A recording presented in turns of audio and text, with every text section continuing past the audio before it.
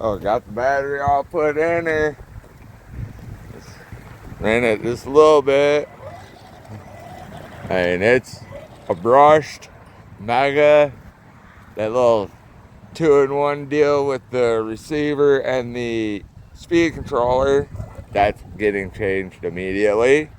But I'll give you guys a little up and down the road here. Things not fast by any means.